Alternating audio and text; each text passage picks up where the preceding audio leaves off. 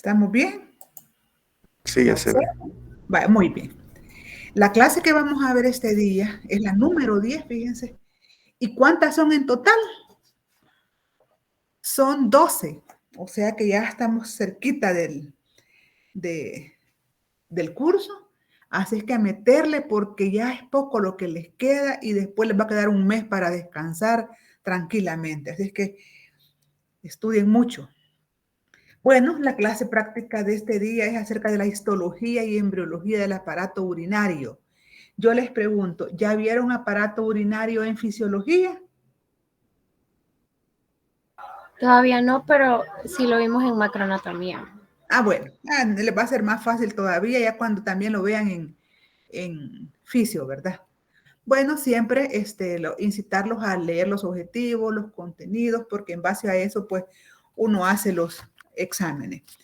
Vamos a comenzar con el primer caso de aplicación. Y dice que esta señora María Grande consultó, ¿verdad?, en el Hospital Rosales porque tenía un edema generalizado. Y entonces el doctor le indicó pues algunas pruebas químicas, ¿verdad?, sanguíneas. Y reportó que ella tenía disminución de la cantidad normal de albúmina en la sangre. Y ahí están los términos clínicos, ¿verdad? ¿Cómo se llaman esas características de esos términos?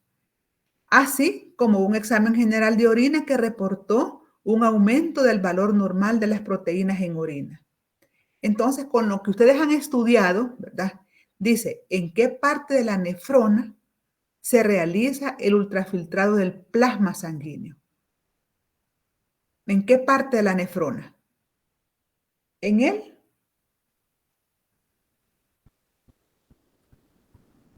Es en el corpúsculo, ¿no? Así es, ahí es, ¿verdad? Ese ultrafiltrado del plasma se encuentra en el espacio de Boltzmann. Ahí no es orina, es un ultrafiltrado del plasma sanguíneo, ¿verdad? ¿Cuáles son las capas que forman la barrera de filtración glomerular? Cuando les pregunten así alguna barrera hematoencefálica, hematotímica, siempre va a estar formada por el endotelio, ¿verdad? El endotelio, en este caso el endotelio glomerular, la membrana basal glomerular y la capa visceral de la cápsula de Bowman, que tiene unas células importantes que reciben el nombre de podocitos. Entonces, así está formada pues la barrera de filtración glomerular, pero siempre va a estar implícito un capilar, a eso me refiero, con su endotelio, por supuesto, y su lámina basal. La permeabilidad anormal de cuál de las capas de la barrera de filtración permite la proteinuria, la lámina basal, ¿verdad? Es la lámina basal. ¿Por qué hay disminución de albúmina en la sangre? Porque se pierden las proteínas. ¿Cuáles pueden ser las posibles causas de la alteración de la permeabilidad glomerular? Vamos a ver. La presión sanguínea alta, una trombosis, diabetes también, ¿verdad? Es una de las causas, algunos fármacos también. Bueno, vamos a comenzar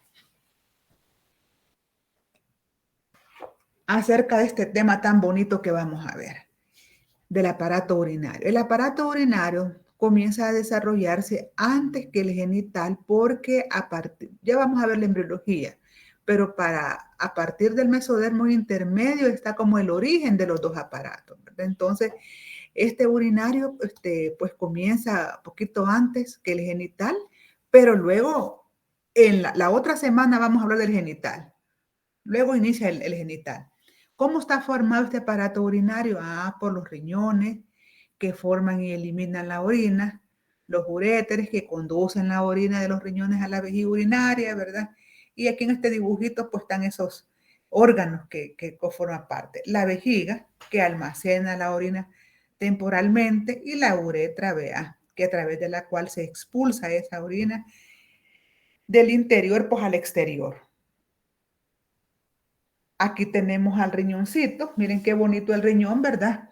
Tiene forma como de un frijolito, ¿no? Forma de frijol, miren. Tiene forma de frijol el riñón. Presenta un borde convexo en sentido lateral, ¿verdad? Miren, permítame que hoy ya puedo usar un puntero, que un puntero láser. Vamos a ver.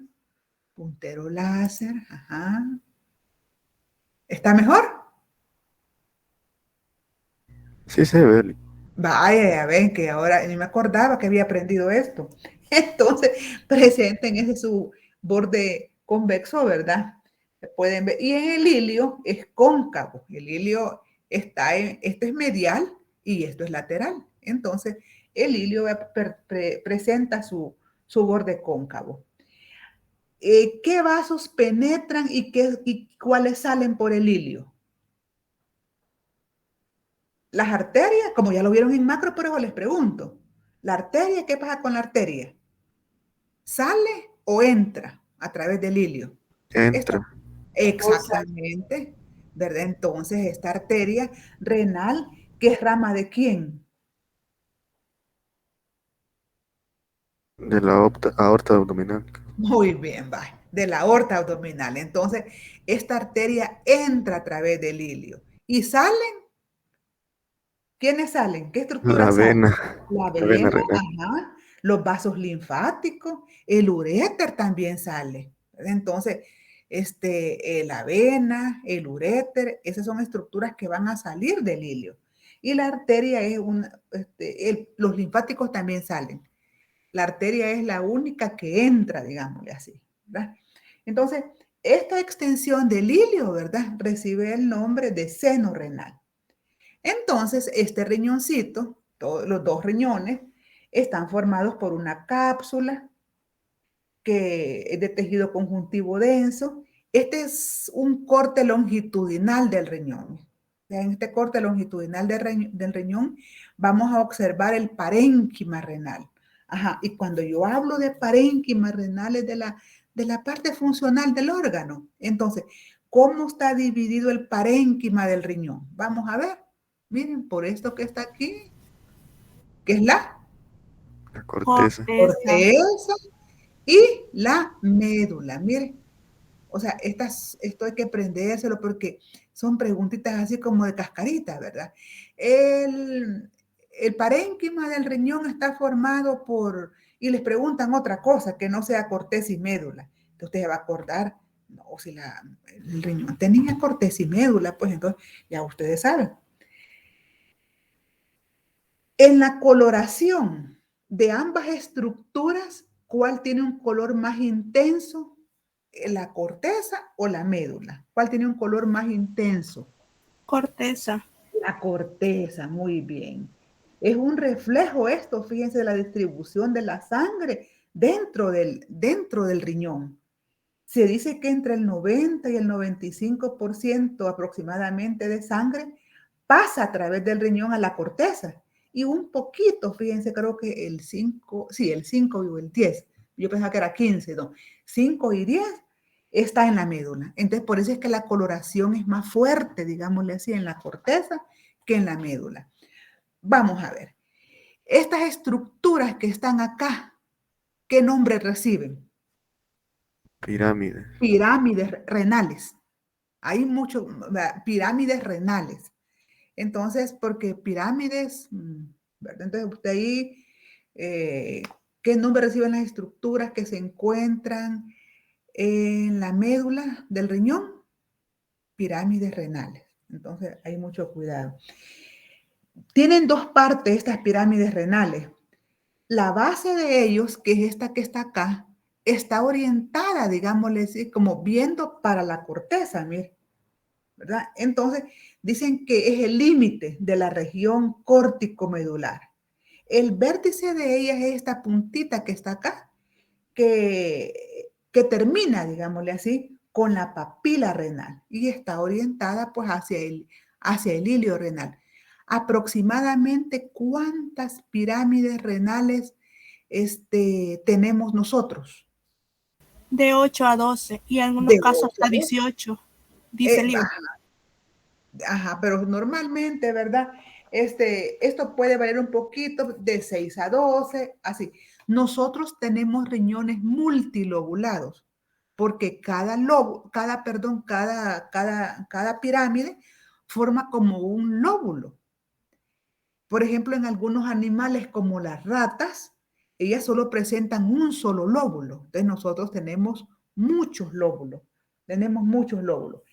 Cada pirámide con la corteza que la está cubriendo, por ejemplo, esta es una pirámide y la corteza que son las columnas de Bertin, ¿verdad? Entonces, cada pirámide está formando un lóbulo renal. En este caso hay 2, 4, 6, 7.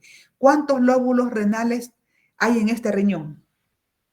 7, ¿verdad? 7, porque cada pirámide con la corteza subyacente, digámosle así, constituye un lóbulo renal. ¿Estamos bien? Pero hay una unidad más pequeña, digámosle así, que se llama lobulillo renal. ¿Y cómo está delimitado este lobulillo renal? Por unos vasos sanguíneos que son los vasos interlobulillares, que ya vamos a hablar de estos vasos interlobulillares cuando veamos nosotros pues la irrigación, digámosle así. Fíjense de que aquí estamos viendo nosotros dos pirámides. O sea, esta es una, esta es otra, esta es la corteza y esta es la médula. Entonces, cada pirámide con la corteza que lo cubre, ¿verdad? Es el lóbulo renal. Y el lobulillo renal, ¿cómo está delimitado? Por los vasos interlobulillares, que es posible que no me lo entiendan. Ah, no, es como ya lo estudiaron, ya saben cuáles son los vasos interlobulillares. Y en el centro del lobulillo presenta un rayo medular. ¿Qué son los rayos medulares? ¿Cómo están formados los rayos medulares? Están formados por túbulos rectos y conductos colectores, ¿verdad? Y entonces, dice aquí, el lobulillo renal, delimitado por los vasos interlobulillares y en el centro del lobulillo un rayo medular. Y los rayos medulares se proyectan, yo les pregunto, de la médula hacia la corteza o de la corteza hacia la médula. De la médula hacia la corteza. De la médula hacia la corteza, muy bien, ¿verdad? El lobulillo renal es el conjunto de nefronas que drenan en un mismo túbulo colector. Aquí tenemos nosotros esta diapositiva, ¿verdad? Que estamos viendo el parénquima renal. Vamos a observar ahí la coloración, miren. La coloración más oscurita, esto es corteza. Cuando ustedes vean estas estructuritas redonditas, estamos viendo, este es el corpúsculo renal. Y los corpúsculos renales se encuentran en la corteza.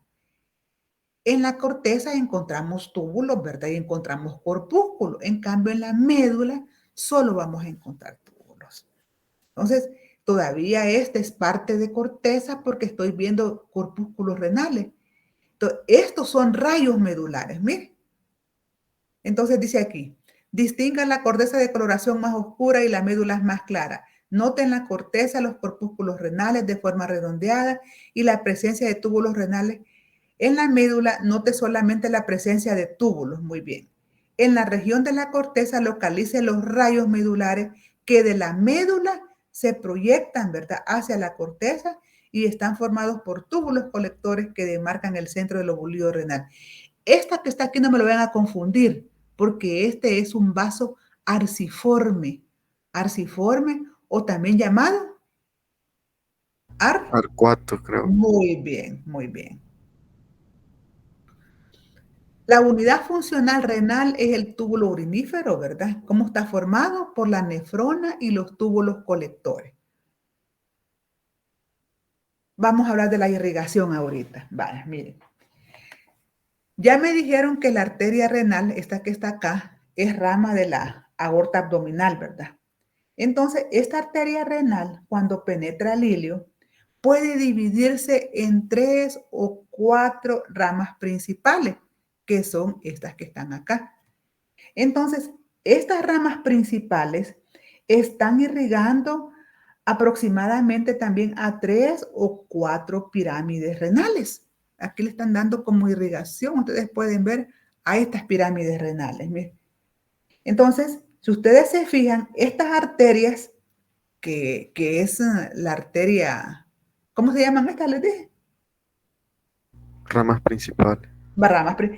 Ajá, cuando llega aquí a las columnas de Berti, ¿qué nombre reciben? Son estas, miren. Interlobulares. Interlobulares, muy bien. Arterias interlobulares, pero esta arteria interlobular va a ascender por esa columna de Berti y va a doblar, digámosle así, la base de la pirámide. Entonces, cuando dobla aquí la base de la pirámide, reciben el nombre de arterias arqueadas o arciforme. Es el espacito claro que yo vi anteriormente, que les pregunté cómo se llamaba, que no me lo fueran a confundir con los rayos medulares.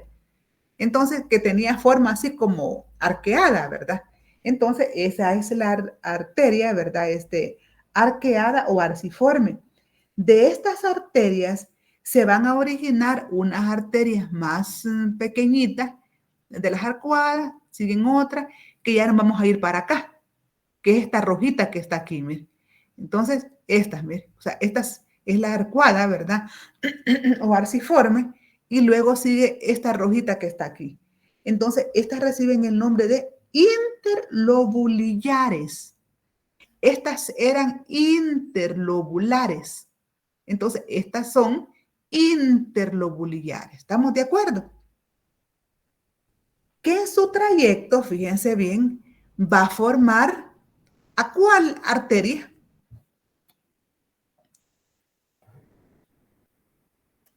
Voy por las interlobuliares ahorita. Ajá. ¿A quién va a formar esas arterias interlobuliares?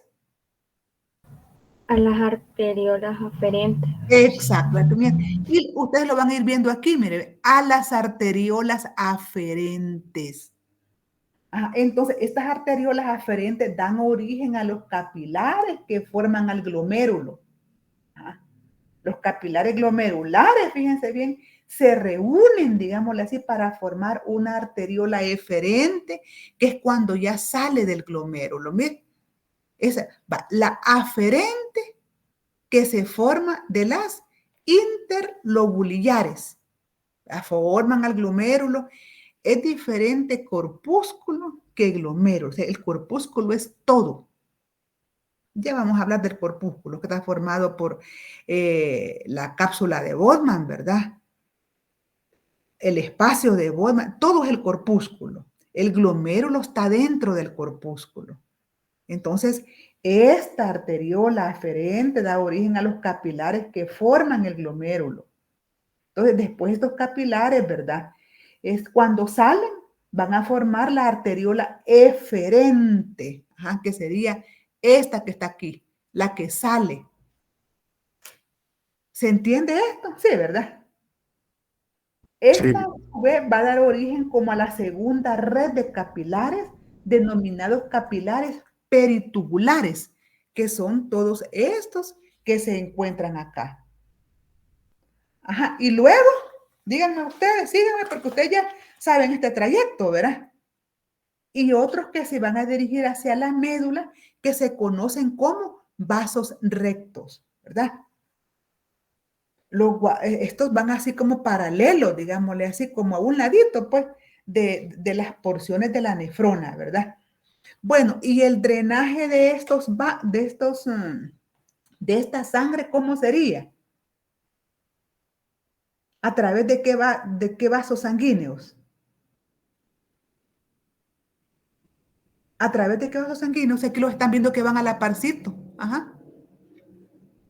Los apenas. capilares, por ejemplo, corticales peritubulares, van a drenar en las venas interlobuliares, ¿verdad? Las que a la vez van a drenar después en las venas arcuatas, a las venas después interlobulares y luego a la vena central. O sea que van a ir bajando, pues, ¿verdad? A las venas interlobulares, a las arcuatas, a las interlobulares y luego a la vena renal, ¿verdad? A la vena renal. Vale. Esto que está acá es lo que se ve aquí, ¿ve? Lo que pasa que a este nivel me quedo yo ahorita con esta arteria arciforme. Y luego todo esto demás es esto que está acá, ¿verdad? que no lo puedo ver porque aquí estarían pues todo lo que serían los corpúsculos renales. Esto es esto, o sea, es parte de la corteza, el corpúsculo renal. Por ejemplo, cuando yo veo todo esto que es el corpúsculo renal, porque este es el corpúsculo formado por el ovillo de capilares que recibe el nombre de glomérulo renal, ¿verdad?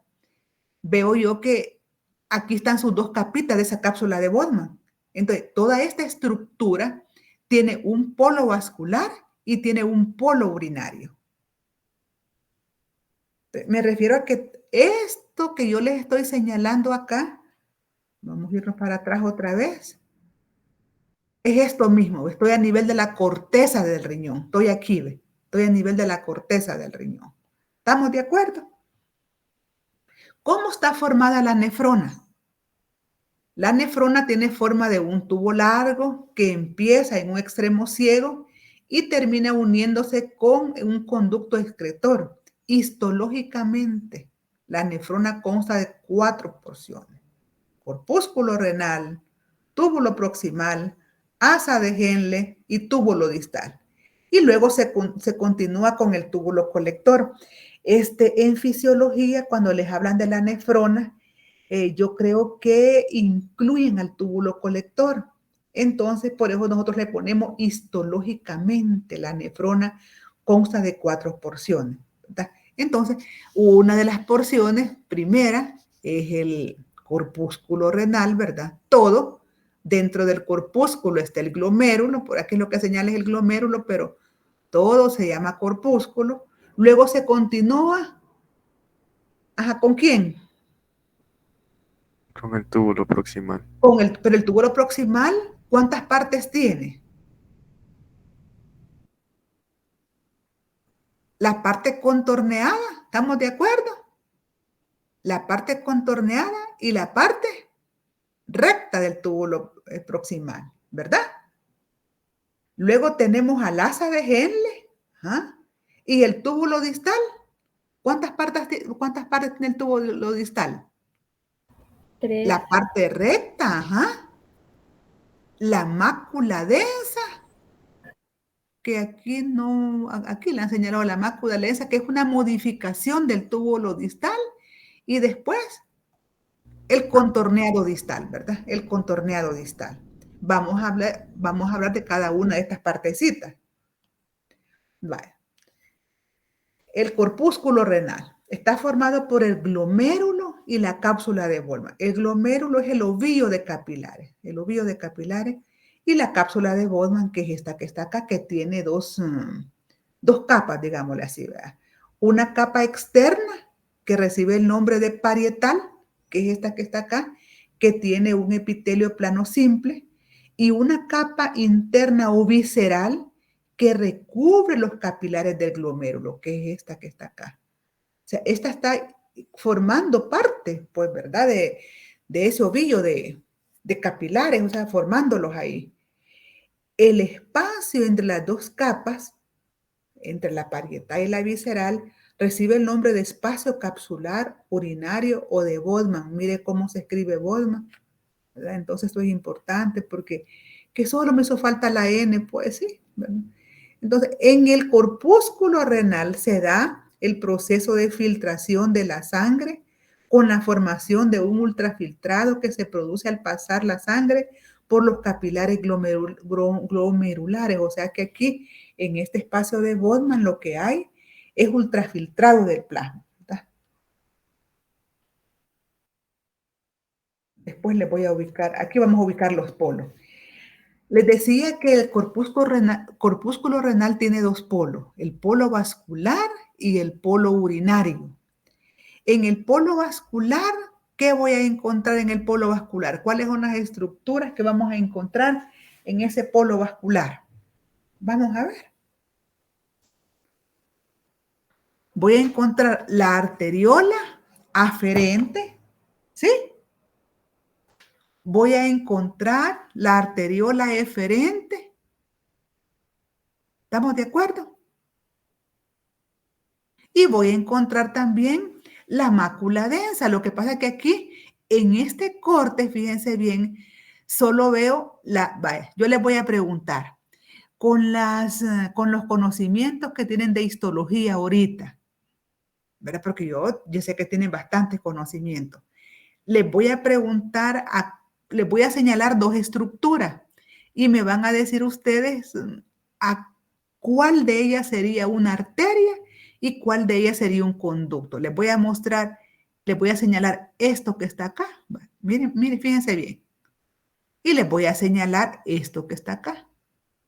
Entonces, ¿a cuál de estos 2 orificios que les he mostrado le ven las características histológicas como de una arteria? ¿A esto o a esto? Derecha, digámoslo así, derecha, izquierdo, va. La de la derecha es arteria, creo. Vamos a ver, ¿por qué, Isaí? Es que en el de la izquierda veo como unas células más grandes, serían como cilíndricas. Ajá. Vaya, ¿otro compañero? Nada. Vaya, muy bien. Fíjense ustedes, esta es la arteria aferente o arteriola aferente, le llaman otros también. Mire usted los núcleos, ¿cómo los ve? Como este es un endotelio, entonces el epitelio es plano simple, que recibe el nombre propio de endotelio, ¿verdad? Entonces, los núcleos planitos están justamente en la luz del vaso, mire. Entonces, esta es la arteria aferente y esta que parece así más chiquitita y fíjese que le ve músculo liso alrededor. Mire. En cambio, este es un epitelio y este es un túbulo proximal. Este es un túbulo proximal. No, este es un distal. Estos son proximales. Mire, los proximales los van a reconocer porque tienen microvellosidades.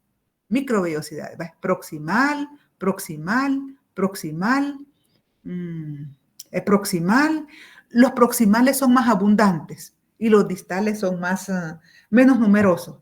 Entonces, los distales tienen la luz sin esas microvellosidades. Entonces, se puede confundir el vaso con este. Entonces, esta es aferente y este es un túbulo distal. Y esta es la eferente. No confundírmela, por favor. O sea, las características que me le dio Isaí es exactamente, o sea que usted no puede decir ahí, ay, es que me confundí. No, miren las características histológicas, los núcleos en la luz del vaso. Aquí están, en la luz del vaso. Y el músculo liso alrededor. Ajá, y en cambio aquí usted nada más ve un epitelio que puede ser cilíndrico bajo, ¿verdad? Y ya, o sea, no ve nada de músculo alrededor y se ve como ese rosario que yo siempre les he dicho de que como es un epitelio cúbico, digámosle así, o sea, se ven como los cubitos. A veces dicen cilíndrico bajo, ¿vea? Entonces sinónimo de cúbico simple. Entonces se ven así como los cubos así bien determinaditos. Entonces aquí los núcleos, miren, en la luz. Entonces, esta es una arteriola aferente y esta es la arteriola eferente. Este es el polo vascular. Entonces, el polo urinario estaría en el otro sentido. Vamos a ver. ¿Con qué comienza el polo urinario? ¿Con qué estructura comenzaría el polo urinario? Bueno, no sé si es la parte contorneada del túbulo proximal. Sí, correcto, ¿verdad? Vamos a hablar ahorita, fíjense bien, de esa capa visceral que está formando, de esta vamos a hablar, donde se ve la membrana de filtración glomerular. Aquí está. De esta capa vamos a hablar ahorita. Vamos a hablar de los podocitos, que son las celulitas que se encuentran formando parte de esta capa interna o visceral, ¿verdad? Que es la que recubre los capilares del glomérulo. Entonces, la capa visceral, que está formada por una capa de células epiteliales que recibe el nombre de podocitos, de ahí Esto es el podocito. Entonces, de ahí salen unas evaginaciones, o sea, como unas salientes, digámosle así, primarias, secundarias, terciarias. Todos estos salientes reciben el nombre de pies o pedicelos o pedículo. ¿Qué célula? Para hacerles un recordatorio, porque uno hay que recordarse siempre de las cosas. Tenían qué células del tejido nervioso presentaban estos pies o pedicelos. ¿Se acuerdan ustedes de las células de neuroglia? Que encontrábamos nosotros la microglia, ¿verdad? Que era el macrófago. Hablábamos del oligodendrocito, de la célula de Schwann, pero hablábamos de otra que formaba estos pies o no son estos mismos, ¿verdad? Es una célula que formaba estas estructuras también. Eran los astrocitos. Los astrocitos formaban estos pies o pedicelos para adherirse al vaso sanguíneo y así poder nutrir a todo el tejido nervioso. Entonces, estos podocitos presentan estas evaginaciones, ¿verdad? Que son como salientes, que las vamos a ver aquí, ¿verdad? Como estas salientes. Y lo que están haciendo es como rodeando, digámosle así, al vaso sanguíneo, ¿verdad? Entonces reciben el nombre de pies o pedicelos y se van a poner en contacto con la lámina basal. Esta es la lámina basal, pero del endotelio del capilar, ¿verdad? O sea, del endotelio del capilar. Entre los pedicelos hay hendiduras o ranuras de filtración cubiertas por una membrana que también recibe el nombre de diafragma. Aquí está como a mayor aumento todas las estructuras que pertenecen a la barrera de filtración glomerular. Entonces, este es el capilar glomerular.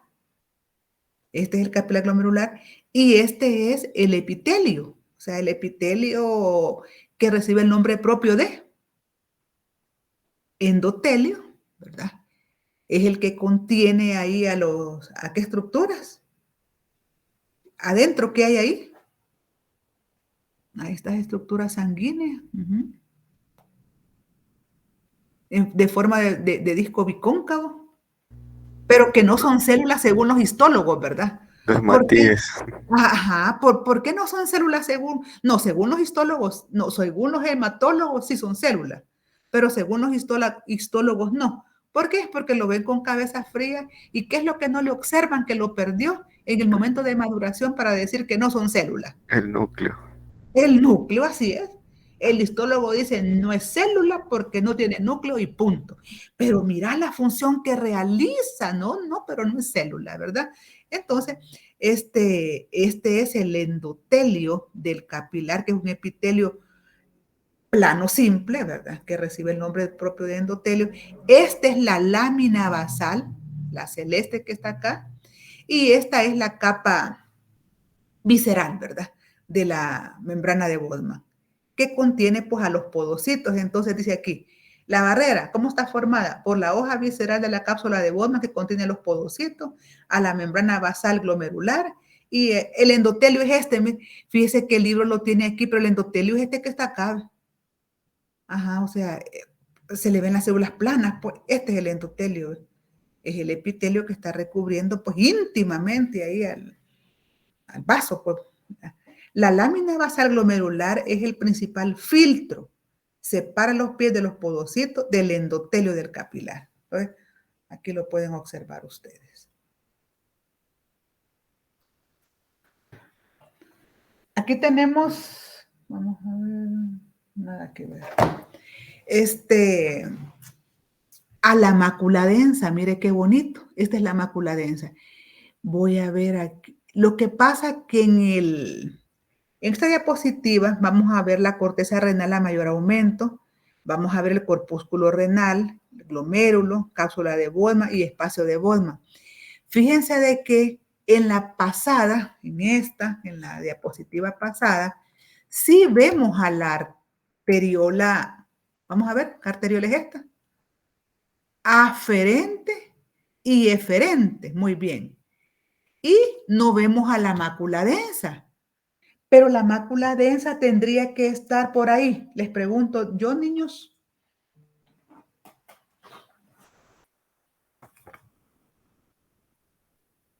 si yo le digo, este es el polo vascular, porque este es el polo vascular, ¿qué estructuras piensa usted observar ahí en el polo vascular? Ah, sí, sí, debe estar ahí, sí. Claro, debe estar ahí y no está, fíjese. Pero, o sea, no se tomó en el corte. Cuando nosotros veíamos en el microscopio, andábamos buscando la mácula densa, pero la encontrábamos al fin, pero costaba encontrarla, pero la encontrábamos, ¿verdad? Y a veces coincidía con que veíamos las arteriolas aferentes y eferentes. A veces la encontrábamos solita y no encontrábamos como el paquete, pues, ¿verdad? Junto ahí. En este caso, aquí se ve la arteriola aferente, la eferente, y aquí, fíjense bien, se ve la mácula densa. Miren qué bonita la mácula densa. ¿Qué características le ven ustedes a la mácula densa que no me la pueden confundir, por ejemplo, con esta estructura que está acá?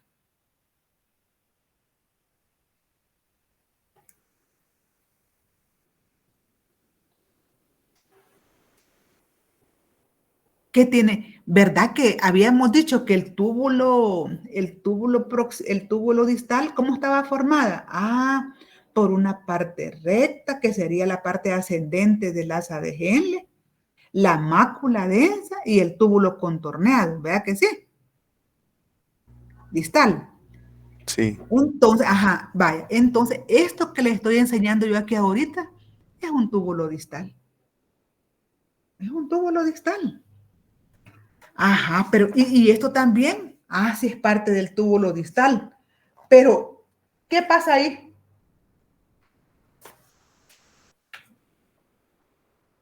¿Qué le ven ustedes ahí que digan, no, no puedo confundir esto que está aquí con esto que está acá? ¿Por qué? Porque en un lado del túbulo, las células que están como viendo al corpúsculo experimentan una modificación. ¿Y cuál es la modificación que presenta? Las células, miren, son altas, son más altas estas celulitas, miren.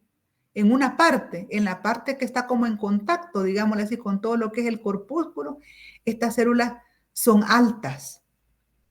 Y fíjese que son bien estrechas, por eso el nombre de mácula densa, por la estrechez que presenta la una con la otra. Entonces, no puedo confundir yo esta parte del túbulo distal con esta parte que está acá. Esta parte es más engrosada, son más altas estas células que se ponen en contacto con lo que sería el glomérulo. Vaya, ¿qué estoy viendo en esta diapositiva, por ejemplo? Un campo microscópico de gran aumento, una pequeña porción del corpúsculo renal, el epitelio plano de la capa parietal, parietal y visceral. ¿Verdad? Entonces, esta es la capa parietal, que también es un epitelio plano, ¿verdad? Y los podocitos, estos son los podocitos, ¿ves? Podocito, podocito, podocito. Voy a visualizarles aquí un capilar. Va, aquí estamos, miren. Estos son glóbulos rojos, estos son glóbulos rojos. Entonces, este es un capilar sanguíneo. Entonces, yo les voy a enseñar, si este es un capilar sanguíneo, esta es es sangre, pues, ¿verdad? Aquí estaría la barrera de filtración glomerular, porque aquí estaría el endotelio del capilar, la lámina basal y los podocitos. Miren, aquí estaría otra, miren. Esta es una microfotografía. Esta es una microfotografía. Y yo lo que tengo que hacer es visualizar el capilar. Esto es el capilar. Esto negrito, pues es la sangre. Pero aquí, claro, no le veo como las características así microscópicas, que mire que el epitelio está bien planito. No, pero se ubica. Entonces, este sería el endotelio. Claro, tiene que tener su lámina basal, ¿verdad? Y los podocitos que son estos. Esta es la ubicación que tendrían esa barrera de filtración glomerular.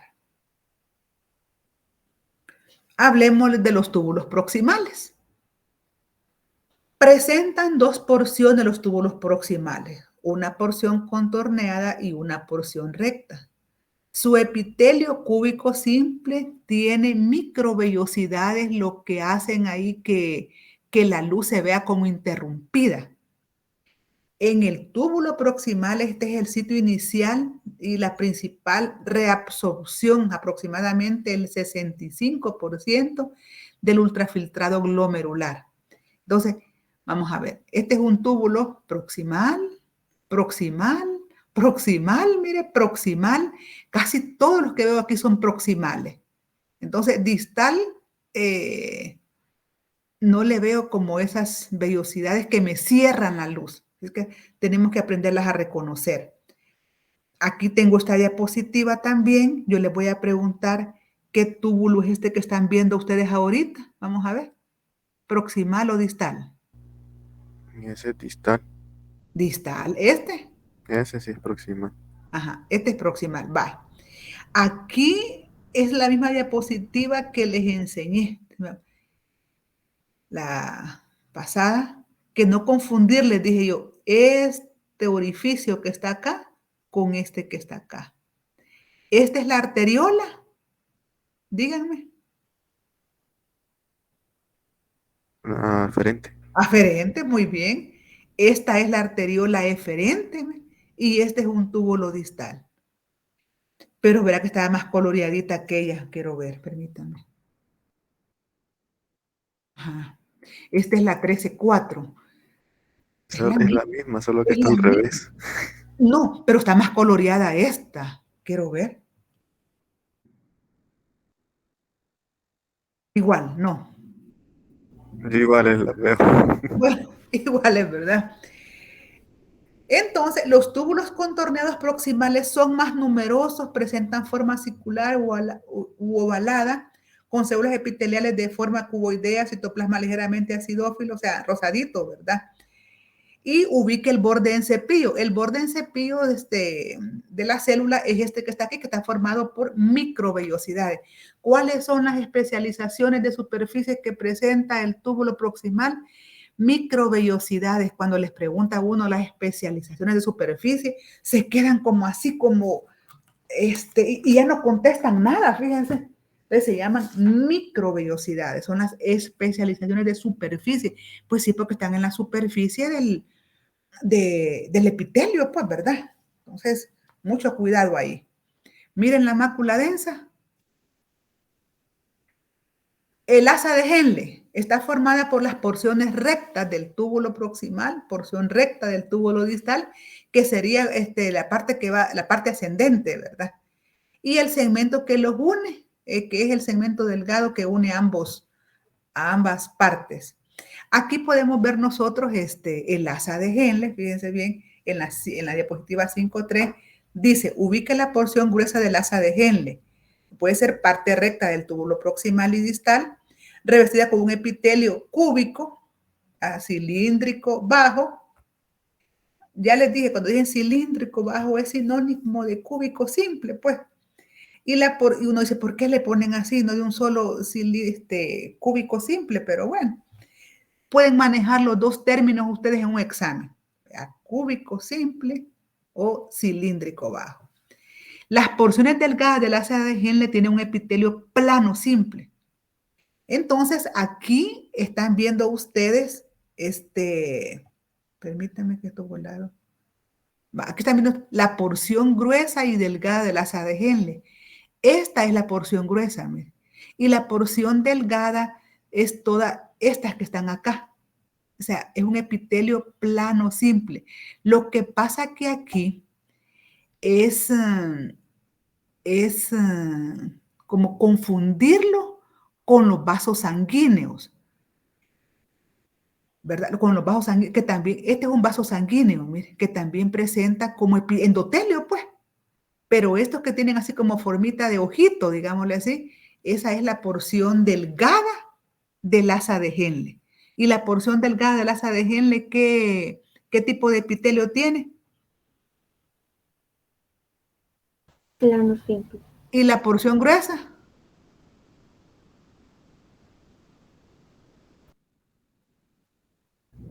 Cúbico bajo.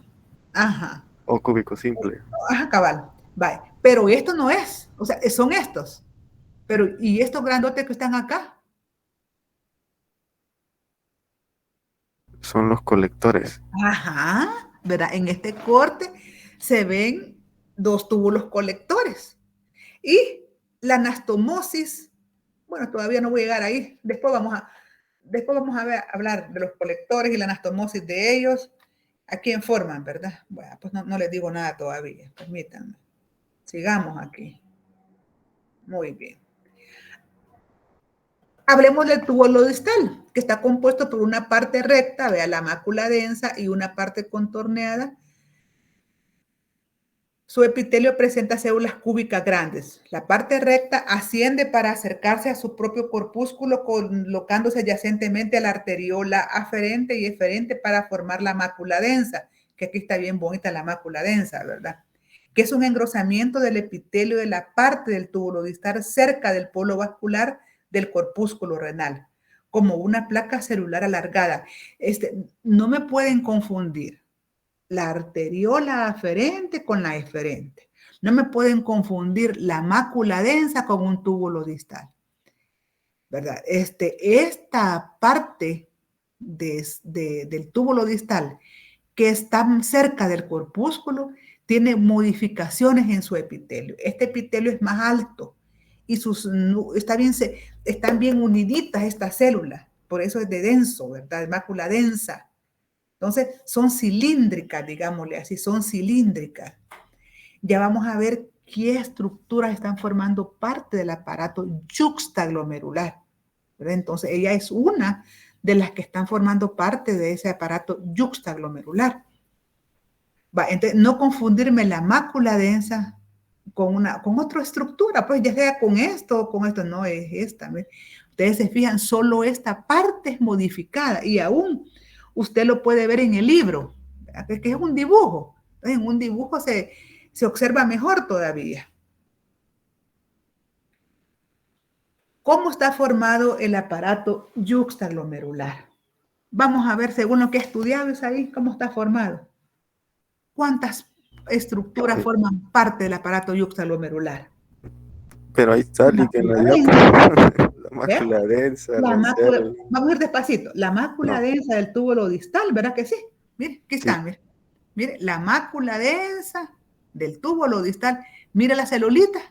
Este es un dibujo. O sea, no es una lámina microscópica, es un dibujo. Entonces, las celulitas estas que están en contacto con el corpúsculo se ven diferentes a estas, mire. Y es un túbulo distal, pero están modificadas. Del primer elemento ya dijimos que es la mácula densa del túbulo distal. Ajá. Me voy a ir para acá ahorita. Me voy a ir para acá. Ajá. Sí. Sí, ajá. Las células yuxtaglomerulares. Ajá, las células yuxtaglomerulares de la arteriola glomerular aferente.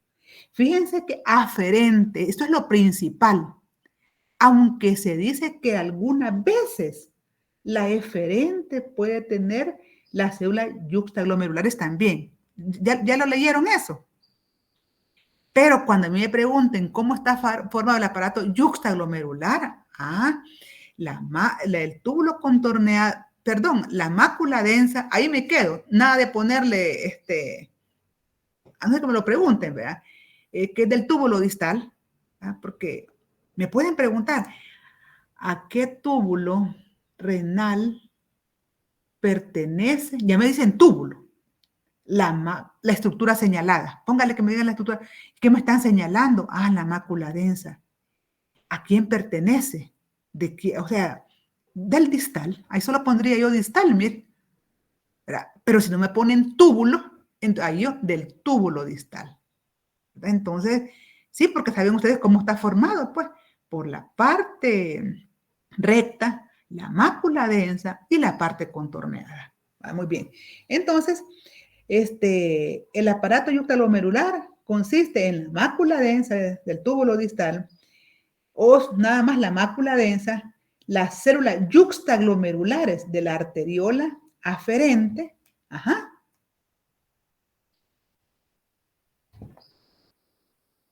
Luego las células mesangiales extraglomerulares. Ajá, correcto. Esas son las estructuras que forman parte de la mácula densa, perdón, del aparato yuxtaglomerular. Este aparato yuxtaglomerular, así a grosso modo, vamos a ver cuál es la función de la mácula densa. Que dice, vigila la concentración de sodio en el líquido tubular. Si en fisiología le dicen diferente, apréndaselo como se lo dicen en fisiología, ¿verdad? Que si usted me pone una función de fisiología, se la pongo buena, claro que se la pongo buena, aunque yo no la haya contemplado, pues, ¿verdad? Las células yuxtaglomerulares, que son las que secretan renina, ¿verdad? Y las células mesangiales extraglomerulares, que regulan la presión arterial mediante la activación de un sistema que, ¿cómo es que se llama? Renina, angiotensina, aldosterona, ¿verdad? Se dice, fíjense, que hay unas celulitas ahí de la mácula densa y las células yuxtaglomerulares no tienen, o sea, o si tienen, lo tienen muy delgadito la lámina basal. Por eso es que ellos, es bien fácil, o sea, el compartir elementos con estas dos estructuras.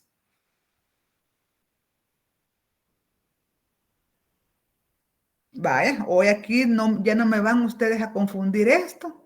Dice que veamos el polo vascular del corpúsculo renal y ubiquemos a la arteriola aferente. Vamos a ver dónde está la arteriola aferente. ¿Es esta o es esta? La segunda que señaló. Esta, muy bien. ¿Y esta cuál sería? La F. La arteriola, muy bien. Aquí no se pueden confundir ustedes. Vamos a estudiar los túbulos colectores. Comienzan en la corteza como una continuación de un túbulo contorneado distal. Inicialmente presenta un epitelio cúbico simple. Se ubica en el centro de los rayos medulares, ¿verdad? Cada túbulo colector recibe, nefronas ahí, ¿verdad? Como el drenaje de ellas, digámosle así. En la médula se unen varios túbulos colectores. ¿Cómo es el epitelio? Es cilíndrico simple para formar los conductos papilares. O sea, estos se unen para formar a estos que están aquí. Esta diapositiva, ¿se acuerdan ustedes cuando iniciaban en anatomía? Y veían ustedes el segundo laboratorio que se llamaba tejido epitelial, porque el primero es de embriología. El segundo son los epitelios. Y ahí veían ustedes este epitelio que es cilíndrico simple. Y les decíamos nosotros, son conductos de Bellini. Ustedes no sabían que eran conductos de Bellini, que la anastomosis de los túbulos colectores dan origen a los conductos de Bellini, que tenían este tipo de epitelio. Entonces les decía, este es un conducto, esta es la luz del conducto, como que yo tenga aquí dos lapiceros, se los ponía así cuando estábamos, no veíamos, ¿verdad? Entonces, hacemos nosotros el corte así longitudinal, entonces me sale este conducto y este otro, digámosle así. Esta es la luz de un conducto, esta es la luz de otro conducto de Bellini. Y en las paredes de ellos, epitelio cilíndrico. Sí, mire qué bonitos los cilindritos aquí. Sí, con su núcleo cilíndrico simple. Bueno, ¿y esto? ¿Y esto qué será?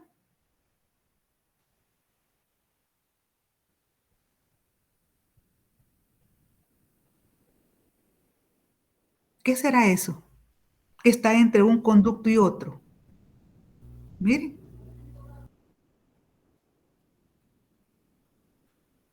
No sé si son vasos. Ajá, pero después de un epitelio, ¿qué hay? La lámina basal. Vaya, ya ven. Ajá, la lámina basal. ¿Y la lámina basal qué es? O sea, ¿qué es? Es tejido conjuntivo. O sea, que hay dos tejidos, ¿verdad? Básicos. El epitelial y el conjuntivo. El epitelial no puede estar solito. ¿Por qué? ¿Qué le pasa al epitelial solito? Se muere porque es avascular. Es avascular. Entonces, estos son vasos sanguíneos. Es muy irrigado la lámina basal, que es tejido conjuntivo. Entonces, eso es lo que se ve entre un conducto y otro, ¿verdad? Bueno, y después de ese conducto de Bellini, ¿hacia dónde va? Porque ahí es orina.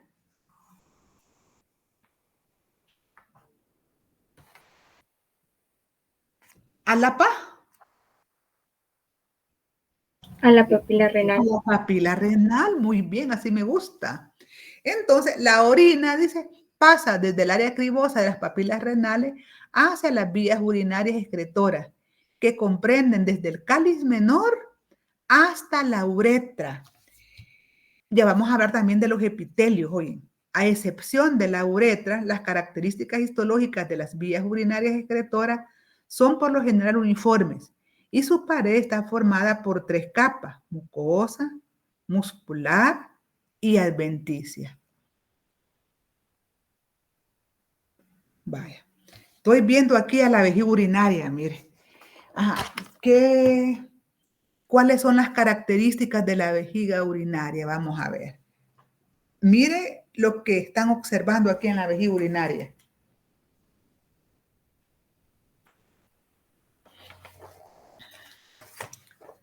¿Qué es esto?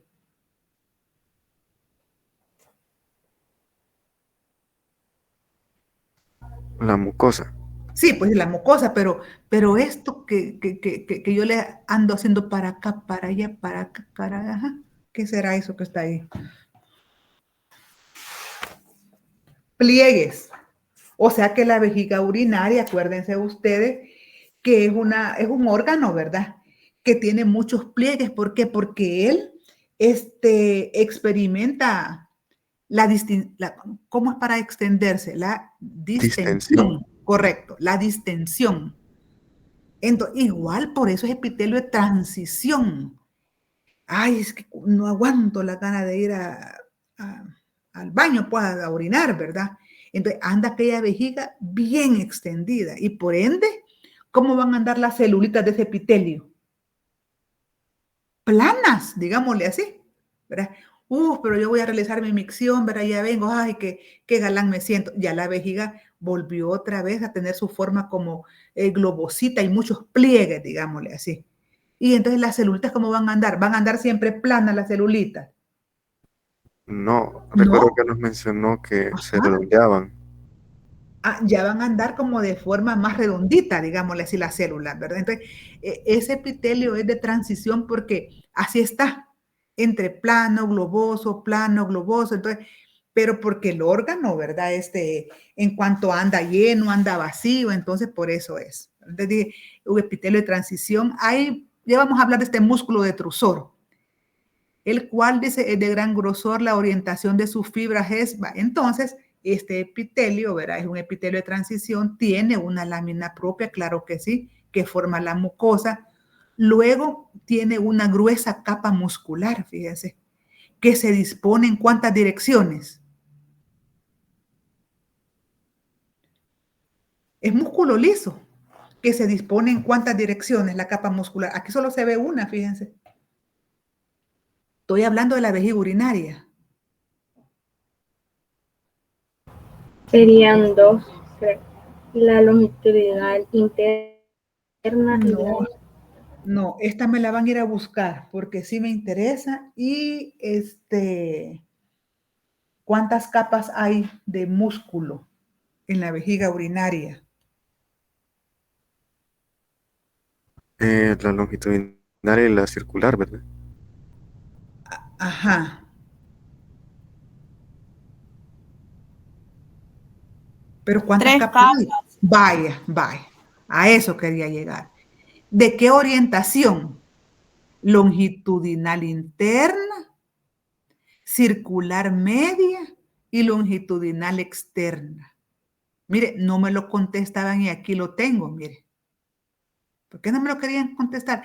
Vamos a hacer como variante. Ya cuando veamos uréter, ya vamos a ver que no tiene 3 capas, tiene 2. Y contrarias a las del intestino, ¿verdad? Pero ya vamos a llegar por esos lados. Entonces, aquí este músculo es grueso, se dispone en 3 direcciones, longitudinal, circular, longitudinal. Pero aquí solo está visible una. Imagínense qué grueso es. Solo se ve la más interna, que sería la longitudinal. Faltaría la circular y luego otra vez la longitudinal, ¿verdad?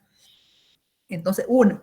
Y el músculo recibe el nombre de músculo detrusor. O sea, ¿en cuál de los órganos de las vías extrarrenales encuentra usted el músculo detrusor?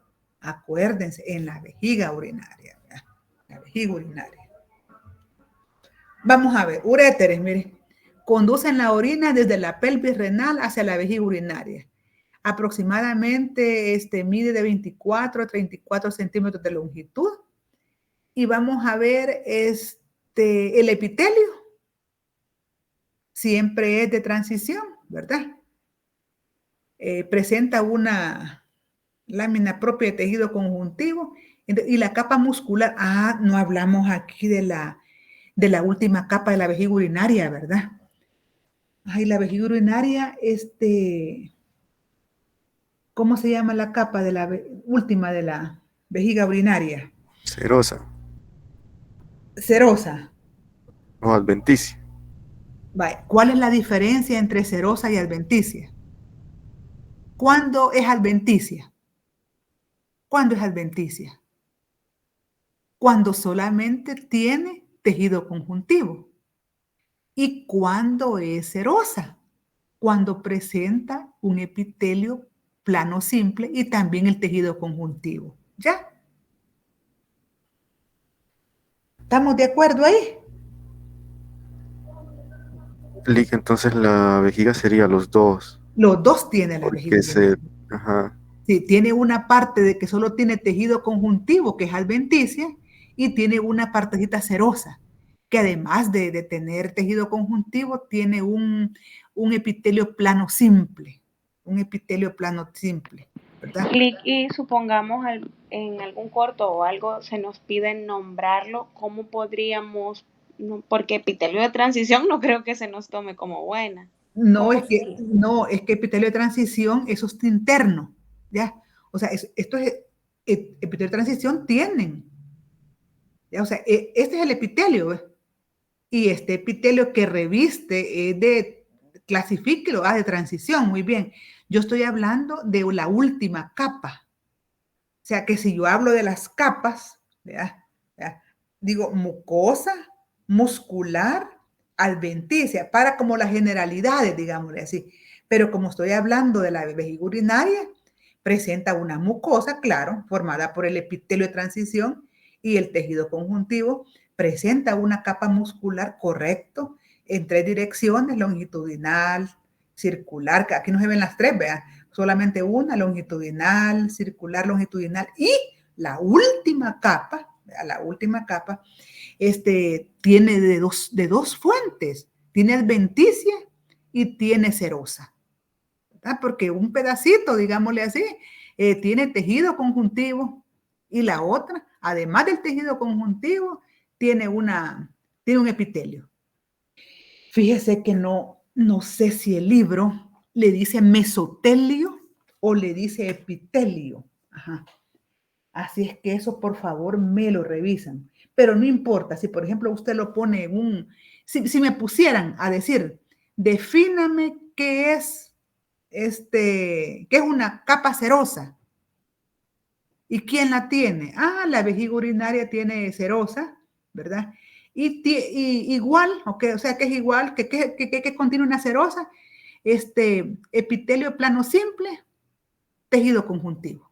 Y una adventicia solo es tejido conjuntivo. ¿Estamos de acuerdo? Pero como ustedes saben de que los epitelios planos simples tienen nombres propios, como por ejemplo en los vasos sanguíneos, reciben el nombre de endotelio.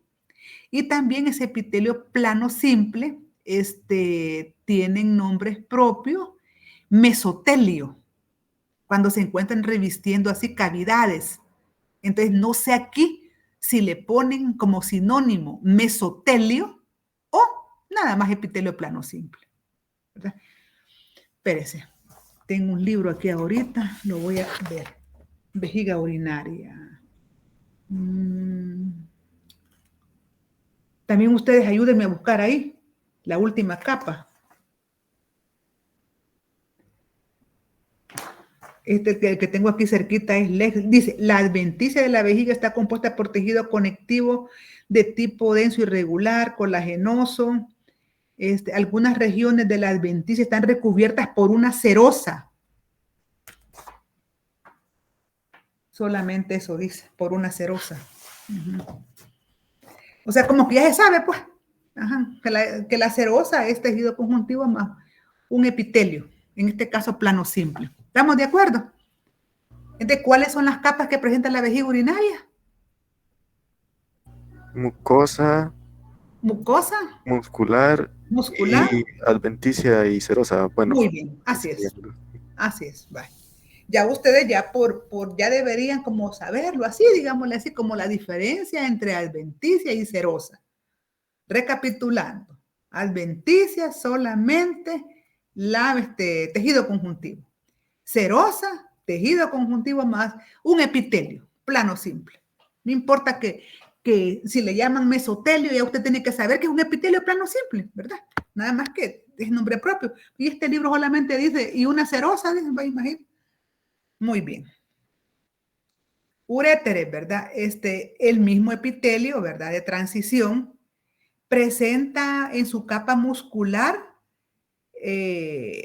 una orientación diferente a la del intestino. En el intestino, ¿cómo va dispuesta la capa muscular?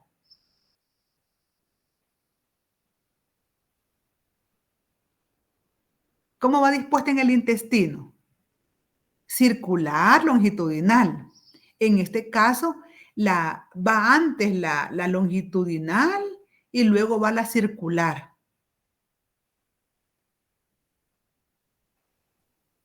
Y yo creo que esa es una pregunta de investigue, fíjense. ¿Sí o no?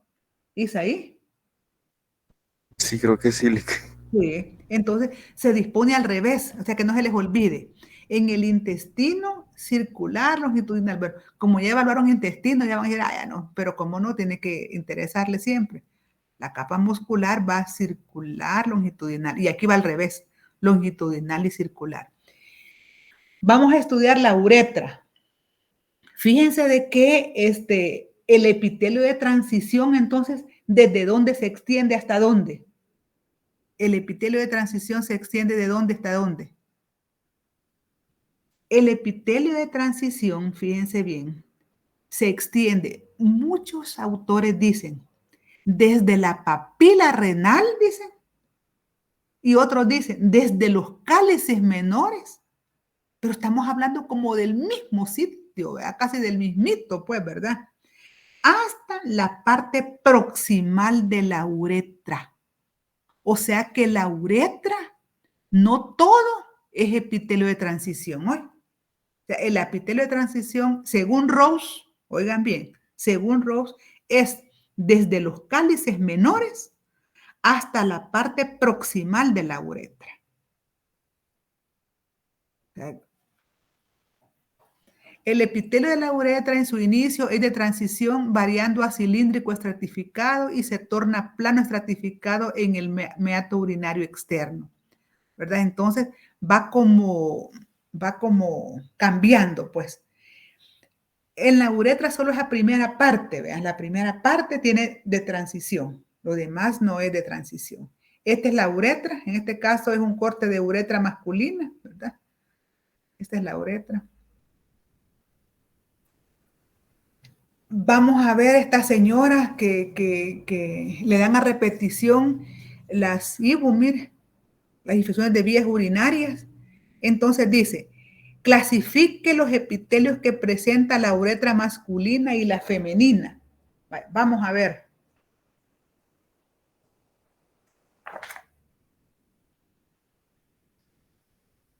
Hoy quiero oírlos yo a ustedes.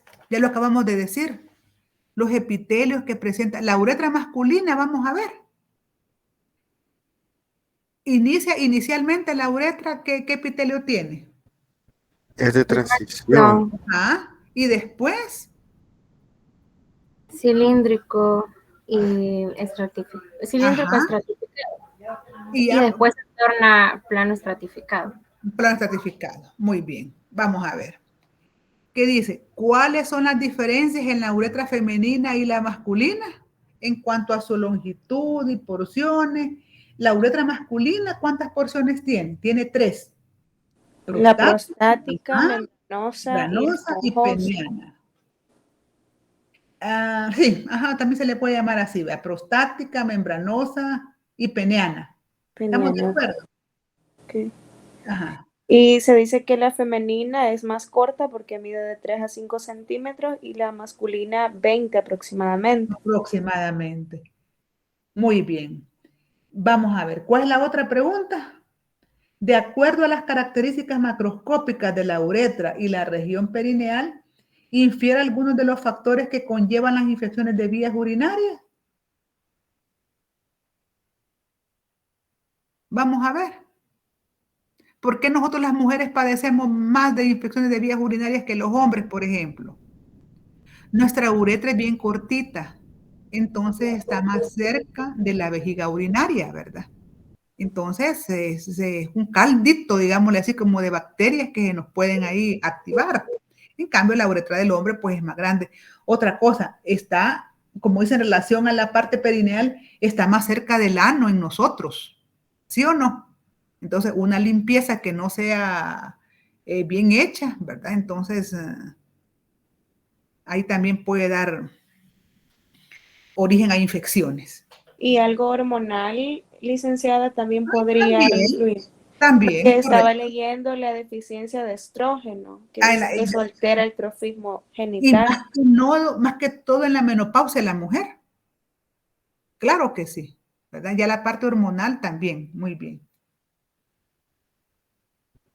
Y ¿Hola? mire, yo le quería pedir permiso si me puedo retirar. Es que Sí. tengo que viajar. Está bien, Isaí, está bien. Ahí le quedes a clase. Vaya, sí, muchas Magnífico. gracias. Bueno, que les vaya muy bien. Sí, sí, tienen examen ahora, pues, ¿verdad? Bueno, vamos a ver la parte de la embriología del aparato urinario. Nosotros ya hemos venido hablando así de la embriología, que cuando hemos visto los mesonefros, ¿verdad? Que les decimos, estos son sistemas renales. Entonces, ya los hemos venido hablando. Desde el punto de vista funcional, el aparato urogenital se divide en aparato urinario y también en aparato genital. El origen embriológico de ambos es a partir del mesodermo, y voy a apagar esta luz, permítanme, del mesodermo intermedio. Los conductos excretorios de los dos sistemas desembocan en un periodo inicial en una cavidad común que recibe el nombre de cloaca. Nosotros, fíjense, este es el mesodermo intermedio, ¿verdad? Nosotros en un momento determinado de nuestra vida tuvimos cloaca, les he dicho. Durante toda la vida intrauterina se desarrollan tres sistemas renales: los pronefros, los mesonefros y los metanefros, que es nuestro riñón definitivo. Lo que nosotros hemos visto así en algunas diapositivas son los mesonefros. Entonces, hablemos de los pronefros hace un poquito. Vamos a ver qué podemos hablar de los pronefros, que son rudimentarios, no funcionan en nosotros, ¿verdad? Y son análogos a los riñones de los peces primitivos. Y presentan de 7 a 10 grupos celulares, que son estos que están acá, ¿verdad? Y que reciben el nombre de nefrotomas. Estos son. En cambio, cuando vamos a ver el mesonefro, tiene un mayor desarrollo que el pronefro, ¿verdad? ¿Por qué? Porque en un periodo de nuestra vida sí funcionan aproximadamente a los 3 meses. Funcionan nosotros, ¿verdad? ¿Y cómo están formados? Por glomérulos, ¿verdad? Por túbulos mesonéfricos, que ya los vamos a ver cuando estemos viendo estas diapositivas. Aquí están los mesonéfros, ¿verdad? Pero vamos a seguir el orden.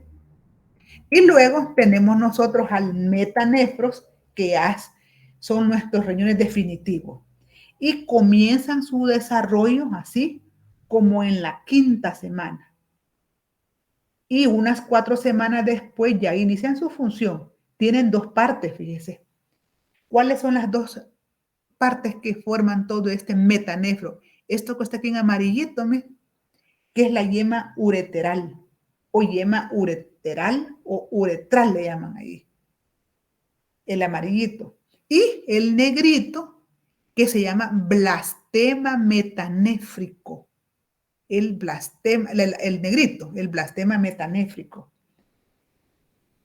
Fíjense bien, estos dos tejidos, tanto el brote ureteral o yema ureteral, se induce con el blastema metanéfrico. O sea, ambas estructuras, esos tejidos se están induciendo mutuamente. El brote, ¿verdad? O la yema con el blastema. Esa inducción mutua que ejercen, ¿verdad? Es el que cuando se van a formar todas las estructuras que dan origen al riñón definitivo. Esta inducción es importantísima. Si esta inducción no se da, mire lo que pasa. Agenesia renal. ¿Y qué es la agenesia renal? La falta de formación de los riñones, ¿verdad? Entonces, el brote ureteral o yema ureteral es una evaginación del conducto mesonéfrico. Este es el conducto mesonéfrico. Miren, los túbulos mesonéfricos, que ya se los voy a señalar, desembocan en los túbulos en el conducto, ¿verdad? Los túbulos mesonéfricos desembocan en el conducto mesonéfrico. Entonces, esa evaginación, como esta saliente que está en amarillo acá, recibe el nombre de yema ureteral. Esto que está acá, mire, yema ureteral. O sea, ¿qué es el brote ureteral? Es una evaginación del conducto mesonéfrico en su parte caudal. Es la parte caudal, vean. Va a formar todo el sistema colector, uréteres, pelvis renal, cálices mayores, cálices menores, túbulos colectores. Todas esas estructuras que les acabo de mencionar, uréteres, pelvis renal, cálices mayores, se va a originar de ese brote ureteral o yema ureteral, de lo que está aquí en amarillito. Del blastema metanéfrico es una condensación de la parte caudal del mesodermo intermedio, ¿verdad? ¿Qué es esto negrito que está aquí? Entonces, ¿qué se va a formar de ese blastema metanéfrico? Todo lo que es el sistema excretor, ¿verdad? Todo lo que es el sistema excretor. Vaya, aquí está, mire, ¿verdad? Yema brote ureteral, uréteres, pelvis renales, cálices mayores, menores, aproximadamente de 1 a 3 millones de túbulos colectores, y del blastema metanéfrico a el sistema excretor. En esta diapositiva es para que ustedes vean el desarrollo del mesodermo intermedio, ¿verdad? Y la posición medial del cordón nefrogénico. Aquí vamos a ver nosotros el cordón nefrogénico, de donde se desarrolla el mesonefro, y el conducto mesonéfrico. Vale, miren, no me van a confundir. Este es mesodermo intermedio. Aquí se acuerdan ustedes, ¿verdad? Mesodermo paraxial, intermedio y lateral. Estamos a nivel de intestino medio, aortas, dorsales, vitelinas, muy bien.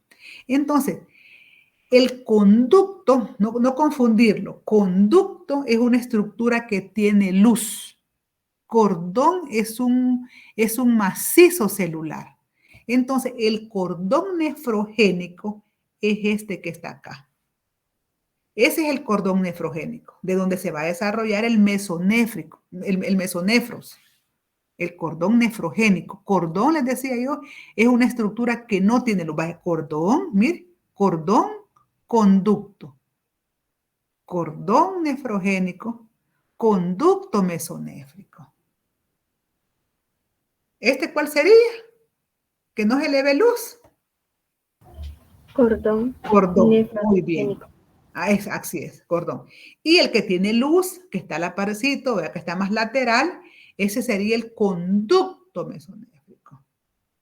Y luego dice que usted ve aquí dorsal ubique la vena cardinal posterior. Es esta que está aquí, la vena cardinal posterior.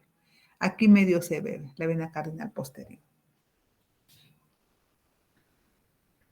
Vamos a ver, estos son cortes de cordón umbilical. Aquí podemos ver nosotros, reparen el desarrollo alcanzado por el mesonefro, mire, el mesonefro. Estos son los túbulos mesonéfricos, los túbulos que desembocan en el conducto mesonéfrico. El conducto son las partes laterales. Este es el conducto mesonéfrico y este es el conducto mesonéfrico, ¿verdad? Entonces aquí ustedes Tienen que saber ubicar estas estructuras. Los túbulos son todos estos espacios claros y los glomérulos o corpúsculos mesonéfricos son como las partes moraditas. Todas estas, todos estos son los corpúsculos o glomérulos. Y el conducto mesonéfrico, donde van a desembocar los túbulos mesonéfricos, son estos que están señalados acá. A este lado, ahí a este lado no está señalado, pero es este. Aquí son las partes laterales, aquí, ¿verdad?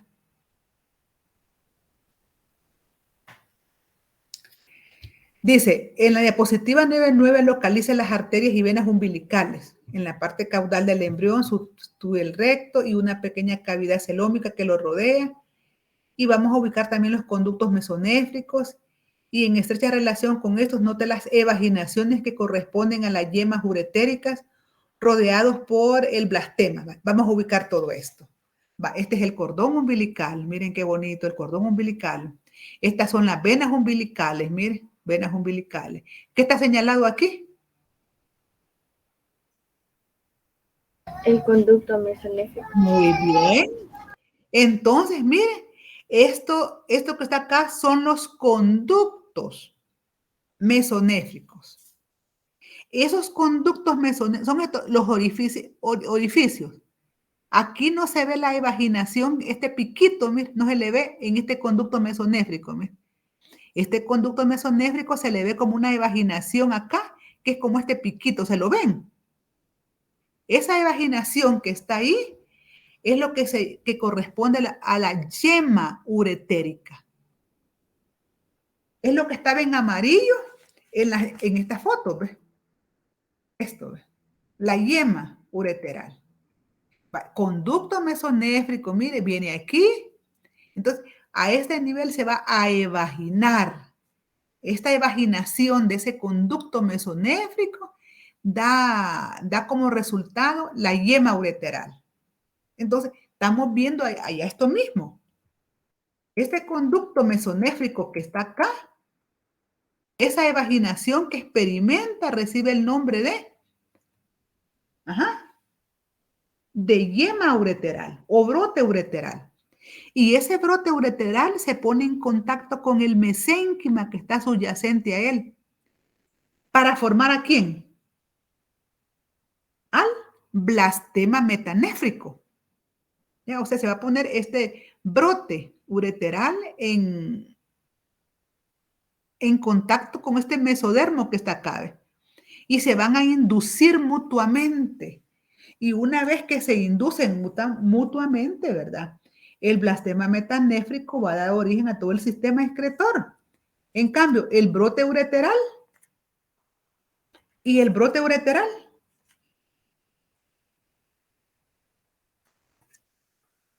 a todas las partes que ya les mencioné. Y el brote ureteral a la urétera, a la pelvis renal, a los cálices mayores y menores, ¿verdad? A los túbulos colectores, muy bien. Entonces aquí pueden ver ustedes el brote y el blastema que están induciendo mutuamente. Vamos a ver aquí a las arterias umbilicales y entre las arterias umbilicales vamos a ver una estructura que recibe el nombre de alantoide, que es esta que está acá, miren. Esta es la alantoide. La alantoide va a fijar, digámosle así, a la vejiga urinaria, a la pared anterior de nuestro cuerpo. Vamos a ver la cloaca. Esta es la cloaca. Tuvimos nosotros cloaca en un momento determinado, ¿verdad? Y en la línea media vamos a estar observando a la membrana cloacal. Esta es la membrana cloacal, miren. Esta es la cloaca y esta es la membrana cloacal. La membrana cloacal está formada por dos capas germinativas, que son díganme ustedes. Ectodermo y endodermo. No tiene mesodermo, ¿verdad? Miren, el cordón umbilical. Vamos a localizar el cordón umbilical, ¿verdad? Pedículo coroelantoideo. ¿Y cómo está formado? ¿Cómo está formado? ¿Por cuántas venas? ¿Por cuántas arterias? Vamos a ver. ¿Qué estructuras pasan a través del cordón umbilical? El pedículo de fijación que incluye la alantoides y los vasos umbilicales, ¿verdad? Ajá. Y esos vasos umbilicales, ¿cuántos son? Son 3, 2 arterias y una vena. Son 2 arterias. Aquí se pueden ver bien bonitos, ¿ves? 2 arterias. Este es un corte transversal, digámosle así. Y una vena. El pedículo del saco vitelino que contiene el conducto onfalomesentérico y los vasos vitelinos, ¿verdad? Entonces, esas son las estructuras que están formando ahí. Vale, la posición de los riñones que influye para que los riñones adopten una posición ya definitiva. ¿Qué influye? ¿Qué factores influyen para que el riñón adopte una posición definitiva? Porque mire antes. Ajá. Vamos a ver.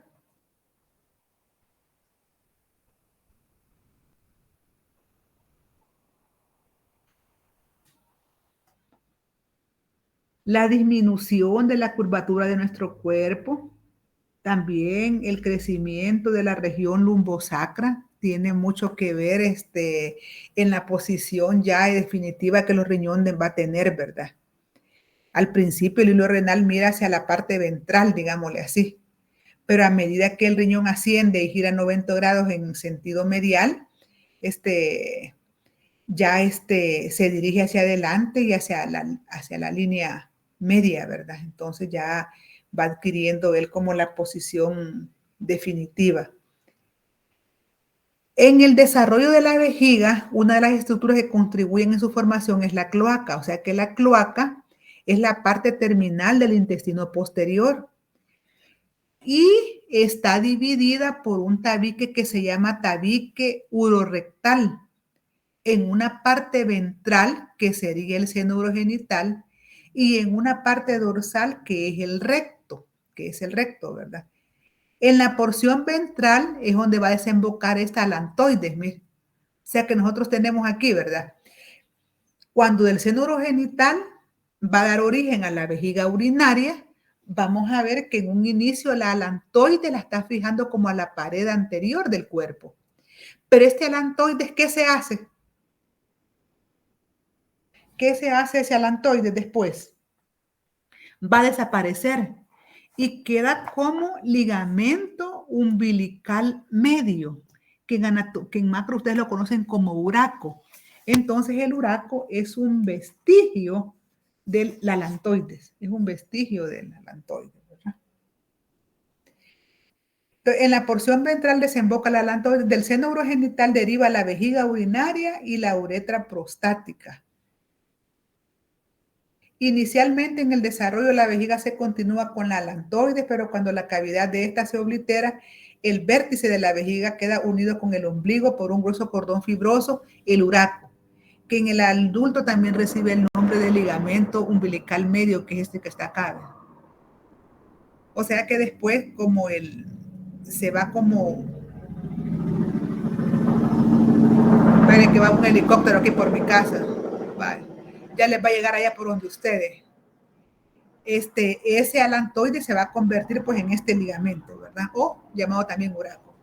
Vamos a ver las anomalías ¿cuándo se da el riñón en herradura? ¿Cuándo se da el riñón en herradura? Vamos a ver. Los quiero escuchar. Ya como se fue Isaí, ya nadie quiere hablar, como que los motiva, no puede ser. Vamos a ver. ¿Por qué se dan los riñones en herradura? El riñón en herradura, ajá.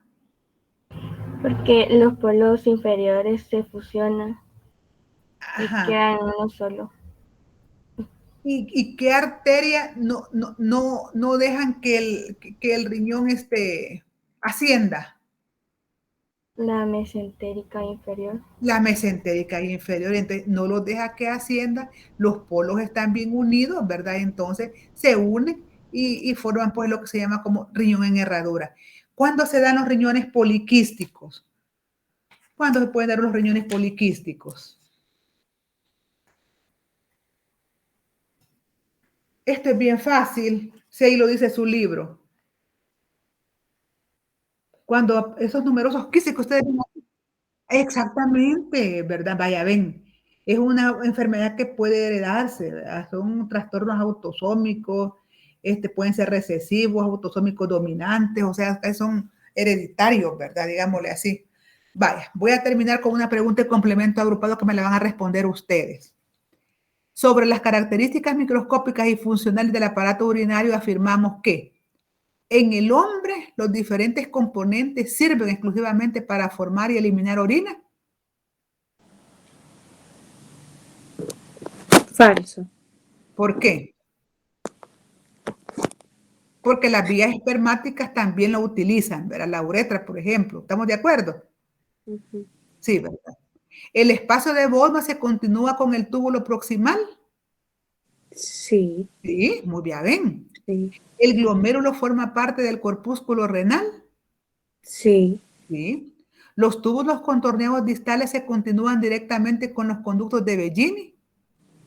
Eso sí, no sé. Los túbulos contorneados distales se continúan directamente con los de Bellini. Vimos los de Bellini, ¿se acuerdan? Que le decían que era la anastomosis de los túbulos colectores. Entonces es falso. ¿De Falso. cuáles serían correctas? Vamos a ver, la primera está mala. B y C. B y C, muy bien. Solo B y C son correctas. Permítanme, chicos. Ahorita.